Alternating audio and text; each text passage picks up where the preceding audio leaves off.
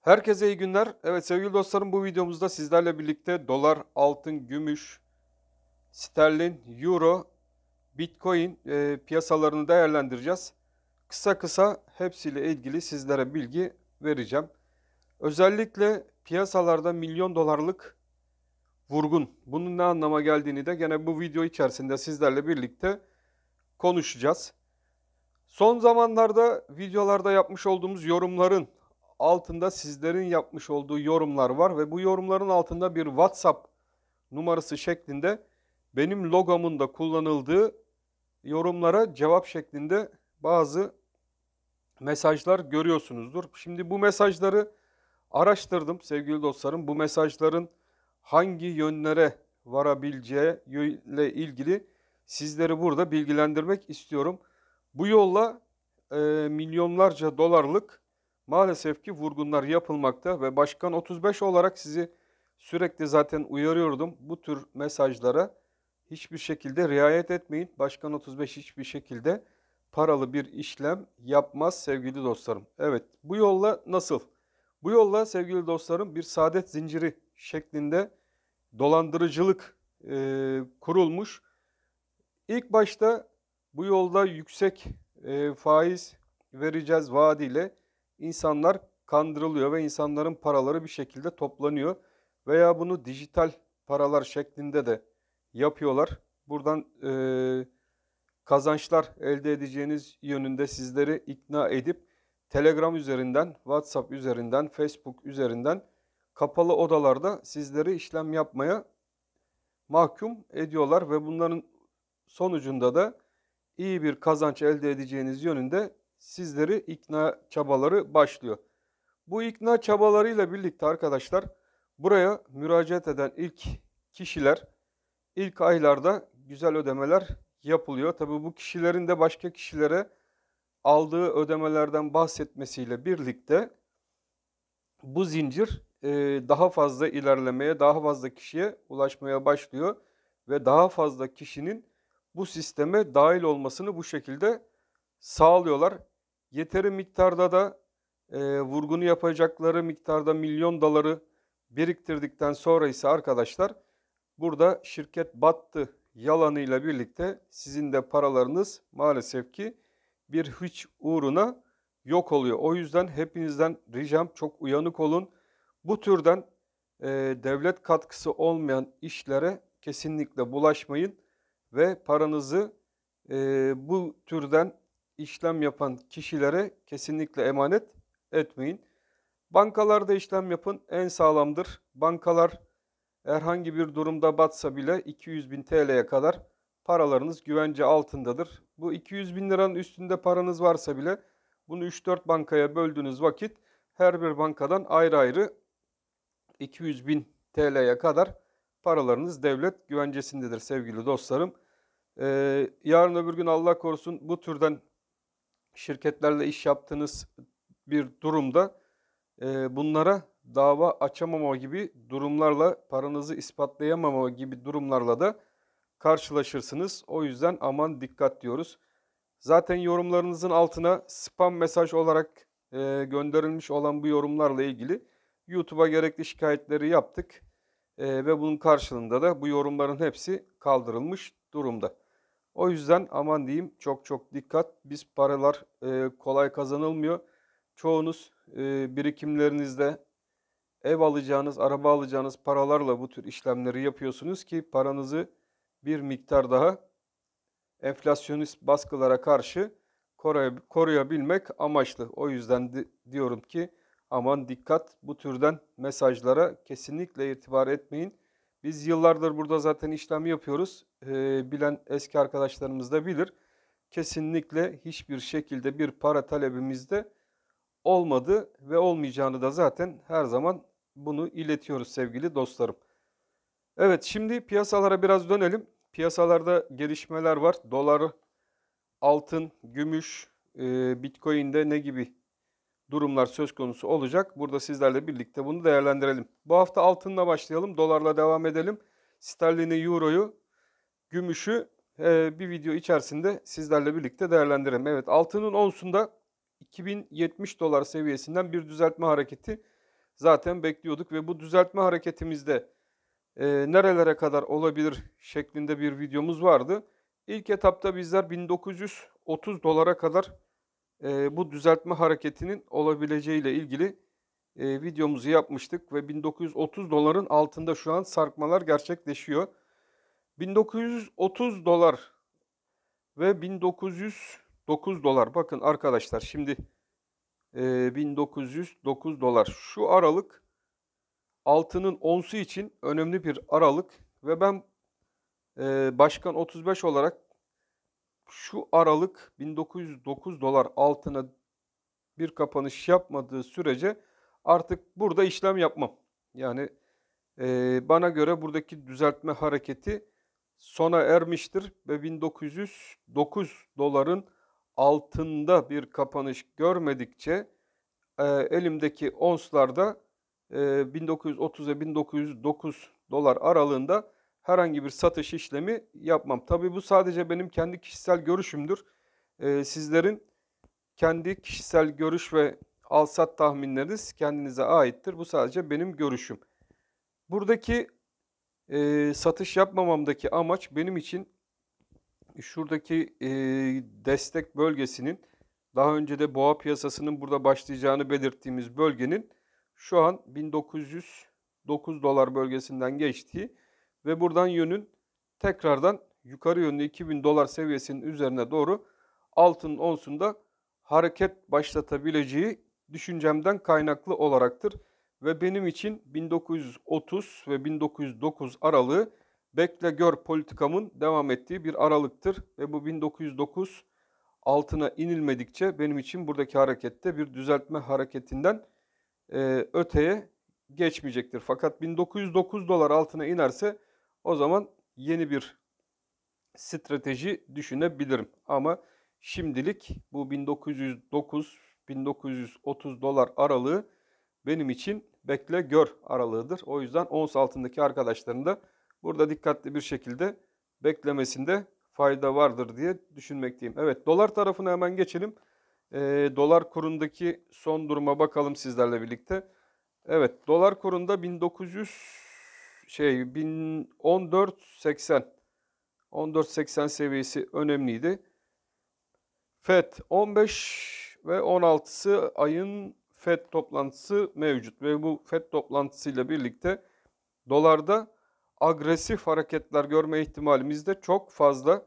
O yüzden bu 14.80 civarları dolar kurunda, evet şuradaki 14.80 civarı dolar kurunda profesyonel arkadaşlar için özellikle al satım olarak değerlendirme yapacaklar için 14.80-14.40 aralığı önemli bir aralık ve dalgalanmanın bu aralık içerisinde gerçekleşebilme olasılığı da oldukça yüksek. O yüzden al sat yapacak arkadaşlar için 14.80-14.40 aralığı önemli bir aralık olacaktır. Tabi burada geri dönüşler bir alım fırsatı olarak maalesef ki gözükmekte. Yani 14.40 aralığından yakalayabilir misiniz? Bu aralıkta yakalayabilirseniz de yatırım tavsiyesi olmamak koşuluyla FED'e doğru yukarı yönlü hareketler tekrardan 14.40-14.80 aralığında gelişecektir diye düşünmekteyim. FED'in faiz kararıyla birlikte de hareketler 15 lira ve üzerine doğru yön alacaktır diye düşünmekteyim. Evet, bu arada petrol fiyatlarındaki gerilemeler, bunlar 100 dolar civarlarına doğru bir petrolde fiyatlanma gerçekleşti. Tabii bunlar da altın üzerinde baskılı hareketler, dolar üzerinde baskılı hareketler şeklinde seyredilmesi gerekli. Ayrıca Çin'de biliyorsunuz arkadaşlar Covid-19 etkisini güçlendirdi. Covid-19'un etkisinin güçlenmesiyle birlikte de buradaki petrol fiyatları ve altın fiyatlarını geriye çekecek önemli hareketlerinde başlangıç noktası bu bölgelerde gelişmeye başladı diyebiliriz. Yani bunların etkisi altın üzerinde büyük etkili oluyor. Evet, şimdi gram altın tarafına geçelim. Gram altın hem dolar hem de ons bazlı hareketlerden etkilendiği için gram altında da 920 ve aşağıda bizler için hareketin olabileceği bir alan hangi seviyeye kadar inişler olabilir? Evet, şuradaki 907 bölgesi önemli bir destek olarak takip edilebilir. Yukarıdaki harekette 907, 920.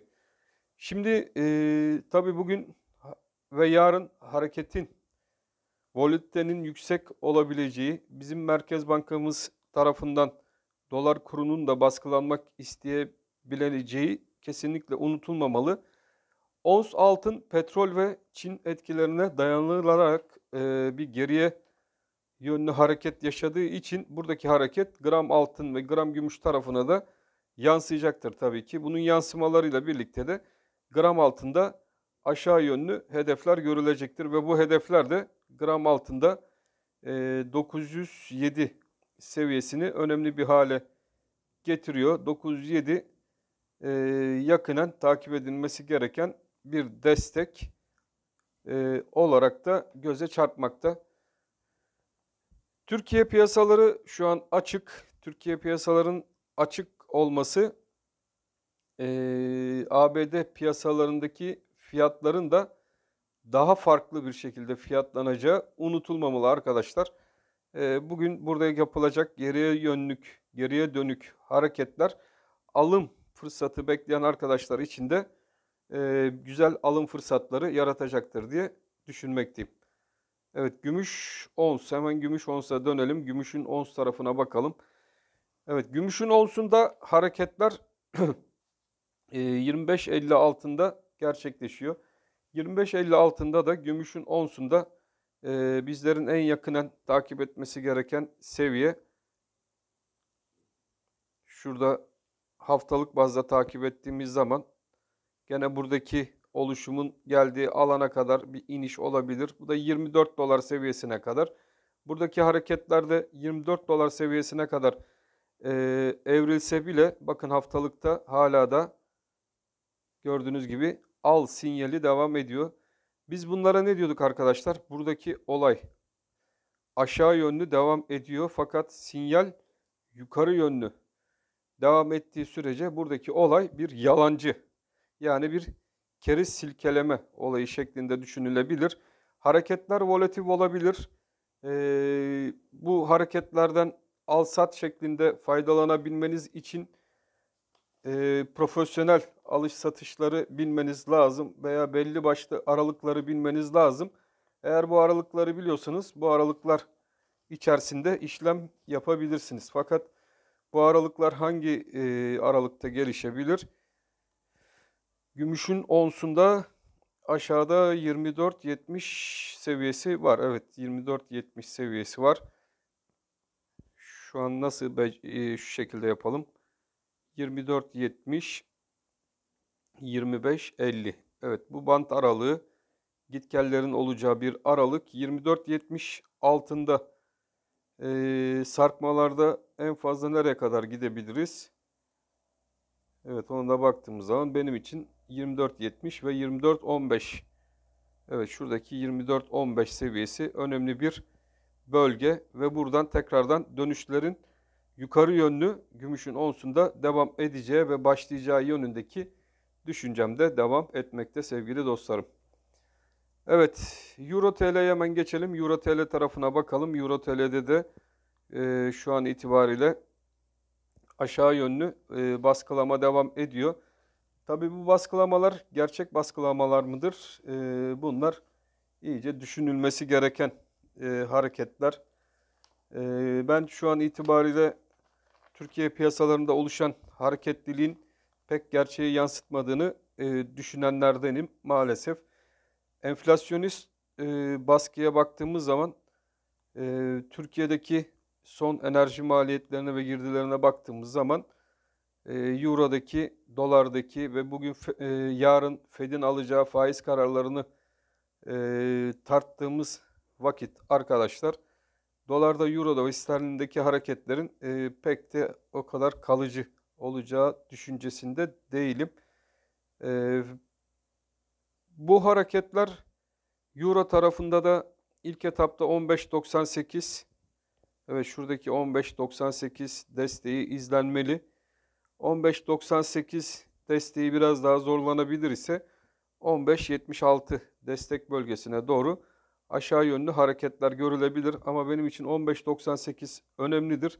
Ve yukarıda da 16.55 seviyeleri dikkatli bir şekilde Euro'da da takip edilmesi gereken kısa bazlı hareketlerdir diye düşünmekteyim. Sterlin tarafına hemen geçelim. Sterlin'deki hareketlere de bakalım. Orada da sterlin yönünde de aşağı yönlü baskılanma hareketleri oluyor çünkü. Bakalım orada sterlin tarafında ne gibi hareketler olabilir?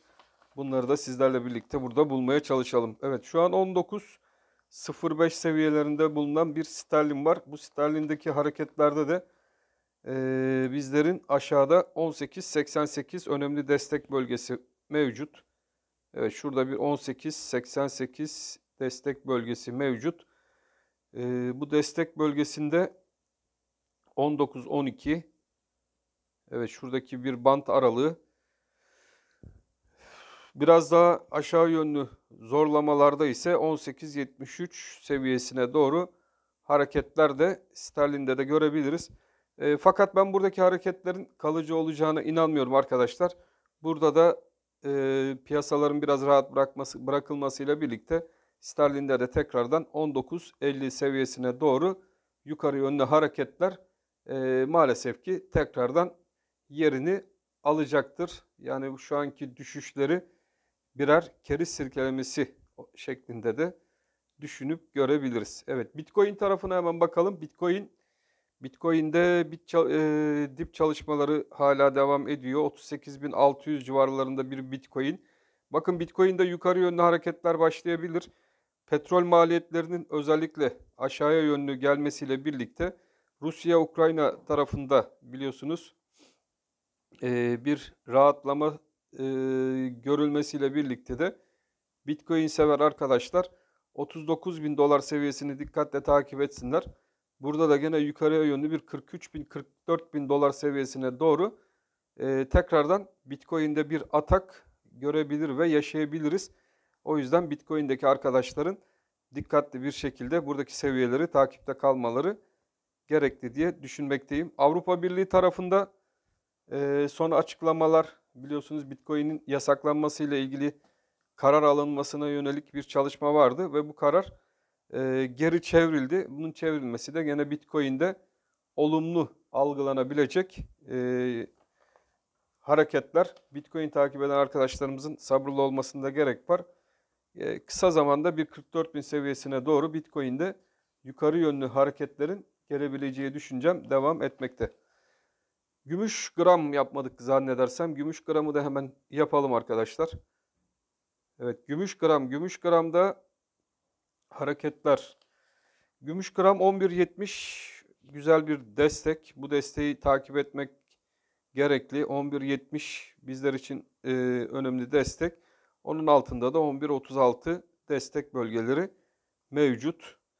Evet, bu destekler yukarı yönlü 12.60, evet şuradaki 12.60 direnç ve 13.20 direnç bölgelerine doğru tekrardan bir alım fırsatı verdikten sonra yukarı yönlü 13.20 hedefine doğru gümüşün gramında da yukarı yönlü hareketleri başlatacaktır. Şu anki ons bazlı etkisi ve dolara müdahale etkisiyle birlikte benim düşüncem bu yoldadır. Aşağı yönlü alım fırsatları maalesef ki verilmekte. Türkiye piyasalarının kapanmasıyla birlikte yönün tekrardan yukarı yönlü döneceği yönündeki düşüncelerim devam ediyor sevgili dostlarım. Evet, piyasaları sizlerle birlikte inceledik. Milyon dolarlık vurgunların nasıl yapıldığına biraz değindik. Ben hepinizi çok seviyorum. Fed öncesi hepinize başarılar, bol kazançlar da diliyorum. Allah'a emanet olun. Hoşça kalın sevgili dostlarım.